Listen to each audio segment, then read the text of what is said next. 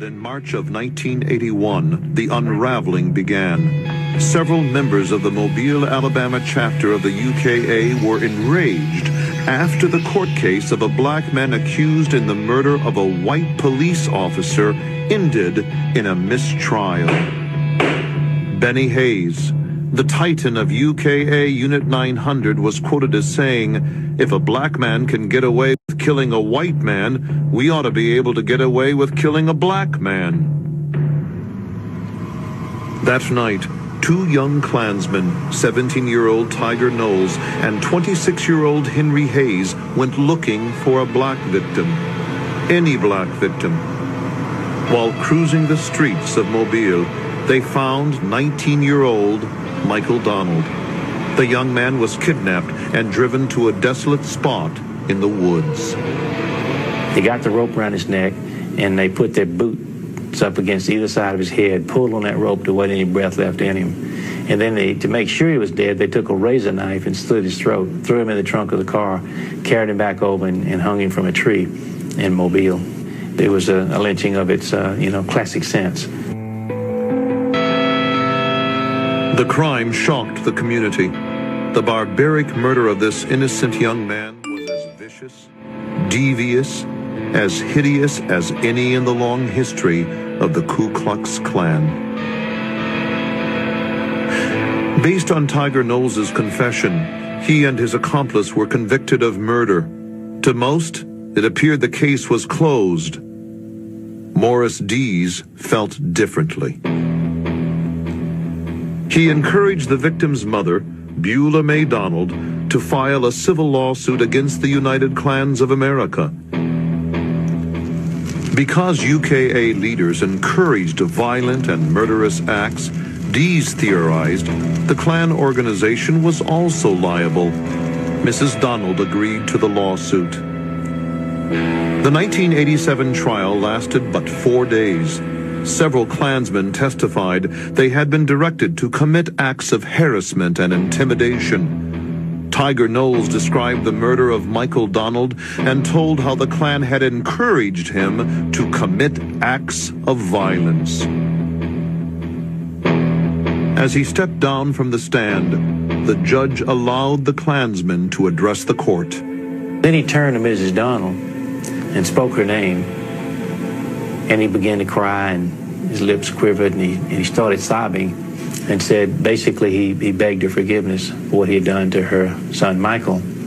And she just kind of rocked back in her chair and looked at him there, and it was kind of a low whisper. She said to him in front of that jury, she said, I've already forgiven you. And it was a pretty powerful moment, as you can imagine, in that courtroom. It wasn't a dry eye, I promise you, at our counsel table and in that jury box, and I saw that old judge brush back a tear. The jury returned after just 4 hours of deliberation and announced a stunning $7 million verdict against the United Klans of America. The most durable of all Klan groups had been destroyed by a Southern jury. The Klan really just had a national headquarters, 7,000 square foot building and 10 acres of land, and that's about it. And that's what Mrs. Donald got. A black woman ended up with a deed to probably the most dangerous and violent Klan organization in modern history. Yo. My acoustic, pugilistic, linguistic, that fabric is a mix of Arabic, Sanskrit, English, italics, I talk quick. Y'all bitches can't comprehend my shit the least bit. But love shit, I release hits. We travel through bodies like blood vessels. When y'all crab niggas try to wrestle to be on the top of this pedestal. Slaying doctrine, monoxin, lyrical toxin. I'm chest boxing, roses rushing through like a herd of angry oxen. Later for these pussycat niggas is dead weight.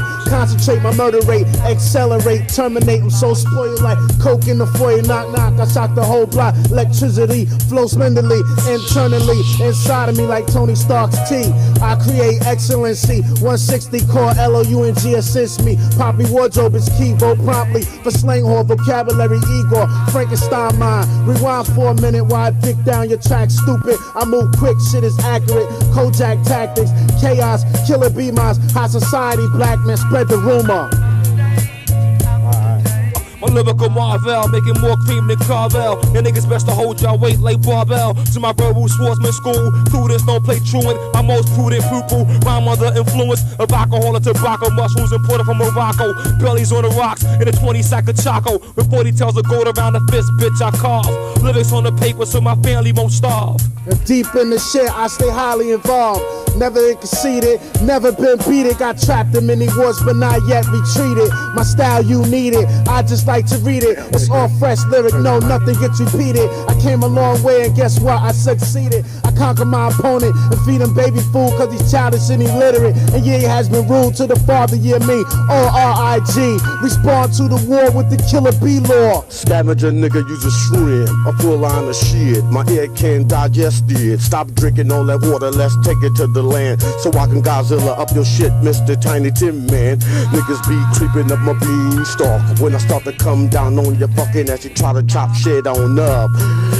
Play my shit like Parks, bitch. I'm that legendary microphone's weaponry. You secondary bitch ass, very scary cats won't survive this verbal attack. You think your slang can match the Wu-Tang? Emphatically now cipher. You fake crumbs. You should be stung on your tongue while you young guns sponge. We plunge into the grunge, deep into the dark dungeon.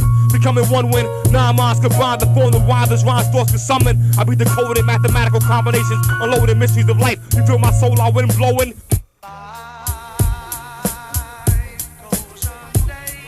Just then, I came on the stage like wind. Blue slang in your face and it touched your skin. You felt chilly, just like you smoked a bag of illy. You need a coat just to protect your throat. 2 pairs of socks, kid, I'm cold like ice rocks. Chat lit duds can't fuck with the chatterbox. Cherry heads fill the draft of the ox. Shaolin niggas all fuck with 1 block. They forgot about the big cap and slang murderer. Down with the Union Big Street slang murderer. Terrorizing, move, I'm tranquilizing. Fast get away with the slow speed driving. 2 miles an hour, cap a duel with the power. Somebody broke something. Federal court jury's verdict in Mobile, Alabama is being viewed today as a possible new weapon against groups that preach hate and members who kill. Bruce Hall reports on crime, punishment, and the Klan. Civil rights leaders believe that a $7 million verdict for the mother of a murdered Alabama black teenager may douse the flames of the United Klans of America, the largest and historically the most violent of the Klan groups. I think it deals a devastating blow because it will strip them of all their financial assets. The case began when 19-year-old Michael Donald was abducted and lynched in Mobile in 1981, according to court testimony, to, quote, show Klan strength in Alabama and intimidate blacks. 2 Klansmen were convicted, and the civil suit was designed to make the Klan pay for its members' actions. I don't have any comment. Authorities say Mrs. Donald may never collect all of the money, but the Klan headquarters building is expected to be turned over to her and the NAACP. Civil rights groups and the Klan disagree on the impact of the case. What doesn't destroy us makes us stronger. And I believe that these type of attacks in many ways will strengthen our movement. I think it will be a tremendous deterrent to organized hate group violence in America. Civil rights attorneys say they hope that's true. Meanwhile, Klan groups continue to plan for more marches this spring. Bruce Hall, CBS News, Atlanta. An incurable disease, a commonly used lawn. This is the CBS Morning News. Good morning, I'm Forrest Sawyer. And I'm Faith Daniels. It's Friday, February 13th. At the top of the news this morning, the Ku Klux Klan may be a broken organization. A landmark federal court verdict was reached in Mobile, Alabama last night. An all-white jury hit the Klan with $7 million in damages, an award that may be big enough to send the white racist group into bankruptcy. The case grew out of the murder of a 19-year-old black man half a dozen years ago. Michael Donald was beaten, strangled, and his body hanged from a tree. 2 men were convicted of murder, and the money goes to the victim's mother. No, I didn't want it to happen to nobody else's child like it has mine. You don't know the agony it is until you go through it. Mrs. Donald's attorney also spoke to reporters after the $7 million was awarded to her. The trail of violence and bombings and killings of the United Klan stretched the entire Southeast. This is a very vicious Klan group, and I hope the decision of this jury today will put it out of business. As part of the settlement, it is reported that the NAACP will get a possession of the headquarters of the Klan. It's 34 minutes after the hour. A former Ku Klux Klansman, Henry Hayes, was executed in Alabama early today for lynching a black teenager. The last time that a white person was executed for murdering a black person in Alabama was 84 years ago in 1913. Jacqueline Adams has the story. 42-year-old Henry Hayes died in Alabama's electric chair early this morning after refusing a last meal.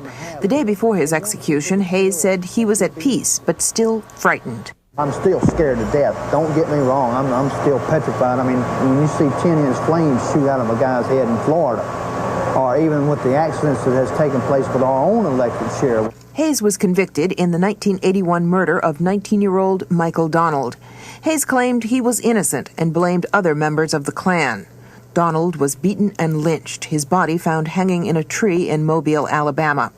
Prosecutors say the murder was ordered by the Klan after a Mobile jury deadlocked in the trial of a black man charged with killing a white police officer. An accomplice testified that he and Hayes picked Donald at random and tortured him before the lynching. Donald's brother says Hayes' execution was justified. This guy only had numbers of years to realize to this point what's been happening to him. He had plenty of opportunities to correct himself, but he's a die-hard Klansman.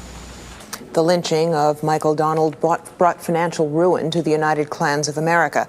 The Klan was hit with a $7 million wrongful death verdict in a case brought by Donald's mother. The Klan didn't have the money and wound up having to sign over its Tuscaloosa building to her. Jane. Thanks, Jackie. The widow of Malcolm X, Betty Shabazz, may undergo more artificial skin grafting operations in a New York hospital today. Yesterday, doctors completed the second in a series of procedures on Shabazz's burned skin, but she remains in extremely critical condition after being burned Sunday over 80% of her body. The fire allegedly was set by her grandson. This woman right here deserves a lot of credit. The woman who beat the Klan. She said, I don't want another mother to go through this. Michael Donald was a teenage student at a junior college in Mobile, Alabama. He became famous in many ways. Really, he was who brought down the United Klans of America, the largest Klan group in America at the time, the one that bombed the church in Birmingham, that killed 4 little girls and killed so many other people. There was a trial going on in Mobile, Alabama, where a black man from Birmingham killed a white police officer. The Klan began to take a hard look at this trial because the jury was predominantly black. So they told several of their members down there, watch this trial, and if the jury comes back and does not convict, go out and find a black person and lynch him. The jury was a deadlocked jury. Michael was heading home, walking down the street. Car with 2 white men, Henry Hayes and Tiger Knowles, drove up beside him and stopped. They pulled him over and they said, can you tell us where a certain restaurant is? And when they did, they jumped out of the car. One had a pistol and says, get in the car. They stopped in a swampy area and got out. Michael jumped out and started to run. And they tracked him quickly and hit him with a stick and knocked him to the ground, and a fight took place. They knocked him unconscious and got a rope put around his neck and both put their feet up against it and pulled hard. Finally took a knife and cut him in the throat and threw him in the back of the car. Took him back and hung his body from a tree in a predominantly black neighborhood. And that began the Michael Donald story. At the Southern Poverty Law Center, we had a project started, this little group called Klan Watch. The lynching of Michael Donald really got our attention. I looked at it and said, look, these guys, Henry Hayes and Tiger Knowles, they didn't kill this young man by themselves. They had some guidance and leadership from above. This was clearly the United Klans of America. Nobody had ever sued a Klan group for the acts of its members. So here we got a great opportunity to try to bring down this whole organization. I had contacted Mrs. Donald. I went in her home, I met her, And we could see that this woman had lots of courage. She said, I want to use my son's case to teach these people a lesson. The legal theory of holding an organization or company responsible for the acts of its members is an old legal theory from English common law. We had to prove that the organization at the state and national level was behind this. They had some corporate documents, they were secret, but we had a few of them to show that it was a militaristic organization. There was a chain of command. We got the one guy that was willing to help us, James Tiger Knowles, who was in a federal witness protection program. He was only 17 when this happened. He was so sorry for what he did. He fed us information about people who met there while at the criminal trial in Mobile. He told us who was there, what they said, what he said, and so we began to take the depositions like you do in a typical case. We got the FBI's evidence that they'd gotten together and who they'd talked to. Each witness kind of built on the next witness to the next witness. We caught so many witnesses who were being untruthful. It was easy to show they were lying. They'd given contradictory statements. They were blaming each other. This is going to be a new day in court. In the end, Michael Donald's mother was sitting out there at the counsel table. Tiger Knowles was talking to the jury. And he looked at Mrs. Donald there, and he broke down and started crying. He said, Miss Donald, I wish there's some way that you could forgive me for what I did to your son. And she was sitting in front of that jury, an all-white jury in a federal court in Mobile. And she rocked back in her chair and just kind of whispered, you know, son, I've already forgiven you. I've already forgiven you.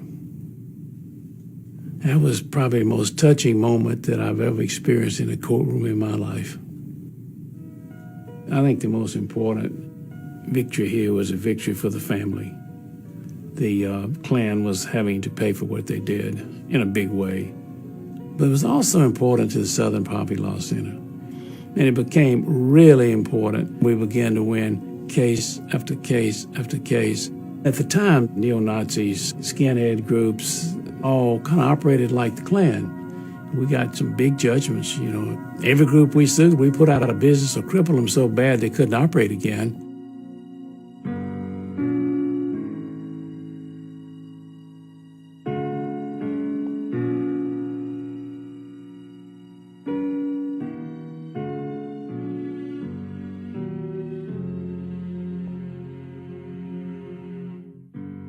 That morning, one of my cousins called and said, they believe it's Michael. It's him. That's all I could say was, it's him.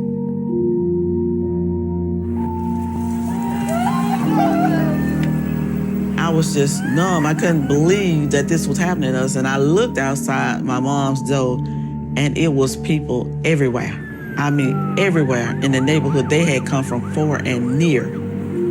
My sister, Cynthia Hamilton, she went to identify the body with my husband. All he had done was left his mom's house that night to walk to the service station to buy a pack of cigarettes.